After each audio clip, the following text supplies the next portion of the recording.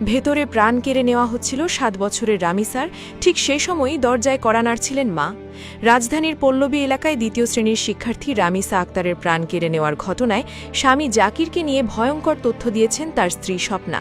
যে প্রতিবেশী দম্পতি মাত্র ২ মাস আগে সামনের ফ্ল্যাটে ভাড়া এসেছিলেন, তারা যে এমন নৃশংসতার জাল বুনে রেখেছেন তা ঘুণাক্ষরেও টের পাননি কেউ। ১৭ বছর ধরে একই ভবনে বসবাস করা একটি পরিবারের ৭ বছরের সাজানো স্বপ্ন নিমিষেই ধূলিসাৎ হয়ে গেল এক পৈশাচিক লালসার বলি হয়ে। ১৯ মে মঙ্গলবার প্রতিদিনের মতো সকালটি শুরু হয়েছিল স্বাভাবিক নিয়মেই। স্থানীয় পপুলার স্কুলের দ্বিতীয় শ্রেণীর মেধাবী ছাত্রী রামিসা আক্তারকে স্কুলে পাঠানোর প্রস্তুতি নিচ্ছিলেন মা। ঘড়ির কাঁটায় তখন সকাল 10:30, কিন্তু হঠাৎই দেখা যায় রামিসা নেই। উৎকণ্ঠিত মা মেয়েকে খুঁজতে খুঁজতে যখন পাশের ফ্ল্যাটের সামনে পৌঁছান, তখন সেখানে পড়ে থাকতে দেখেন ছোট্ট রামিসার স্যান্ডেল জোড়া। মা ব্যাকুল হয়ে দরজায় কড়া নাড়তে থাকেন, বারবার চিৎকার করে ডাকতে থাকেন প্রাণের সন্তানকে, কিন্তু ভেতর থেকে কোনো সাড়া আসছিল না।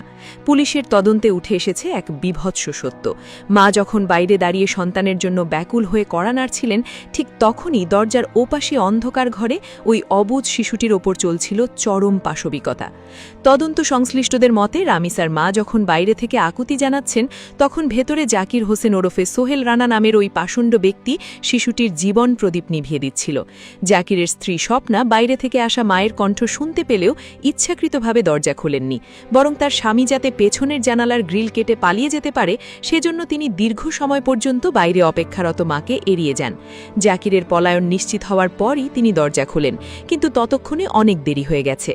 পরে পুলিশ ওই ফ্ল্যাটের খাটের নিচ থেকে উদ্ধার করে রামিসার নিথর দেহ।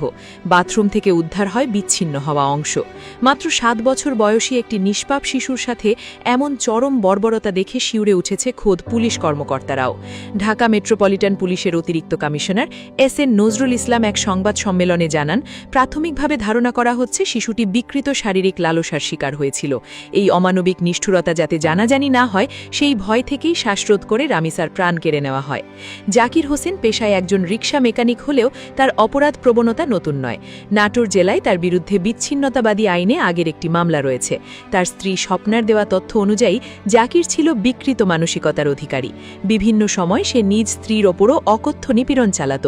তার এই মানসিক বিকৃতির চূড়ান্ত শিকার হতে হল প্রতিবেশী ছোট্ট রামিসাকে। ঘটনার পর জাকির অত্যন্ত চতুরতার সাথে পালিয়ে গেলেও শেষ রক্ষা হয়নি। তথ্য প্রযুক্তির সহায়তায় পুলিশ জানতে পারে সে পালিয়ে নারায়ণগঞ্জে গিয়ে আত্মগোপন করেছে এবং সেখানে একটি বিকাশের দোকান থেকে টাকা তোলার চেষ্টা করছে।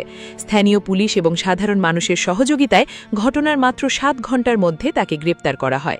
তার স্ত্রী স্বপ্নাকেও এই নৃশংস ঘটনার সহযোগী হিসেবে আটক করেছে পুলিশ। ১৭ বছর ধরে যে ছাদের নিচে রামিসার পরিবার নিরাপদে বসবাস করছিল, মাত্র ২ মাস আগে আসা এক দম্পতি সেখানে এমন কাল নাগিনী হয়ে দেখে দেবে তা ভাবতেই শিউরে উঠছে এলাকাবাসী। ময়না তদন্তের জন্য শিশুটির দেহ ঢাকা মেডিকেল কলেজ মর্গে পাঠানো হয়েছে। পল্লবী থানায় মামলা দায়েরের প্রক্রিয়া চললেও কি কোনো আইনি শাস্তি পারবে সেই মায়ের বুক খালি করা হাহাকার মুছে দিতে? পুরো পল্লবী এলাকায় এখন বইছে শোকের মাতম, বাতাসে ভাসছে এক অবুঝ শিশুর শেষ আর্তনাদ।